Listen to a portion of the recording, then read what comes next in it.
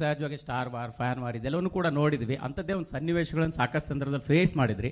So particular ಆಗಿ ನಿಮ್ಮ fans ಈ ಸಿನಿಮಾ ನೋಡೋಕೆ ಬರುವಂಥವ್ರಿಗೆ ಏನು ಹೇಳಕ್ಕೆ ಇಷ್ಟಪಡ್ತೀರಿ ಸರ್? ಅಂದರೆ ಈಗ ಈ ಸಿನಿಮಾ ನೋಡೋಕೆ ಬರುವಂಥವ್ರಿಗೆ ಏನು ಹೇಳಕ್ಕೆ ಇಷ್ಟಪಡ್ತೀರಿ ಸರ್? ಅಂದರೆ ಈಗ ಸ್ಟಾರ್ ವಾರ್ಸ್ಗೂ ಇದಕ್ಕೂ ಏನು ಸಂಬಂಧ? First part of the question, second part of the question. Sir ಅಂದ್ರೆ ಫ್ಯಾನ್ಸ್ ಏನು ಅಂತ ಹೇಳಿದ್ರಿ, ಅದಕ್ಕಿಂತ ಸ್ಟಾರ್ ವಾರ್ಸ್ ಅಂದ್ರೆ ಎರಡು ಪ್ರಶ್ನೆ. ಸರ್ ಈಗ ಒಂದು ಸಿನಿಮಾದಲ್ಲಿ ಅವರ ಫೇವರೇಟ್ ಸ್ಟಾರ್ ಇದ್ದಾಗ ಸಹಜವಾಗಿ ಒಂದು ಕಂಪ್ಯಾರಿಸನ್ ಶುರುವಾಗುತ್ತೆ. ನಮ್ಗೆ ಈ ಪಾರ್ಟ್ ಅಲ್ಲಿ ಇವ್ರು ಇರಬೇಕಿತ್ತು, ಈ ತರ ಡೈಲಾಗು, ಅದೆಲ್ಲವನ್ನು ನೀವು ಆಲ್ರೆಡಿ ಒಂದಿಷ್ಟು ಸಂದರ್ಭದಲ್ಲಿ ಫೇಸ್ ಮಾಡಿದಾರಲ್ಲ. ಸೊ ಅಭಿಮಾನಿಗಳಿಗೆ ಒಂದು ಕನ್ನಡ ಇಂಡಸ್ಟ್ರಿಯಲ್ಲಿ ಅಭಿಮಾನಿಗಳಿಗೆ ಫಸ್ಟ್ ಹೇಳ್ಬಿಟ್ಟೆ, ಧ್ರುವ ಸರ್ಜಾ ಅವರು 130 ದಿನ ಕೆಲಸ ಮಾಡಿದ್ದಾರೆ, ನಾನು ಬರೀ 3 ದಿನ ಕೆಲಸ ಮಾಡಿದ್ದು ಅಂತ. ಆವಾಗ 3 ದಿನದಲ್ಲಿ ಇನ್ನೇನು ಎಕ್ಸ್ಪೆಕ್ಟೇಷನ್ ಮಾಡ್ತೀರಾ? ಅಷ್ಟೇ, ಬರ್ತಾ ಇರಬೇಕು, ಮಾಡ್ತಾ ಇರಬೇಕು, ಹೋಗ್ತಾ ಇರಬೇಕು. ಹೀರೋ ಅವರೇ, ಮುಗೀತಲ್ಲಿ. ಕಾಲ ಭೈರವ ಹಾಗೂ ಸುದೀಪ್, ಸೊ ಇಬ್ಬರಲ್ಲಿ ಮೋಸ್ಟ್ ಡೇಂಜರಸ್ ಯಾರು? ಎದುರುಗಡೆ ಯಾರು ನಿಂತಿದ್ದಾರೋ ಅದ್ರ ಮೇಲೆ ಡಿಪೆಂಡ್ ಆಗುತ್ತಮ್ಮ. ನನ್ನ ಹತ್ರ ಏನಿಲ್ಲ.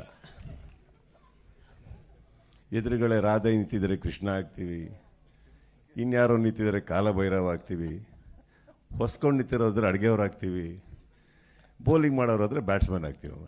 ಅಷ್ಟೊಂದು ಮುಗಿದೋಗುತ್ತೆ. ನಾನು ಜೆಂಡರ್ ಚೇಂಜ್ ಆಗಿದ್ರೆ ಜೆಂಡರ್ ಚೇಂಜ್ ಆಗಿ ದಿನ ಮಾತಾಡೋಣ. Any doubts? ನೋ.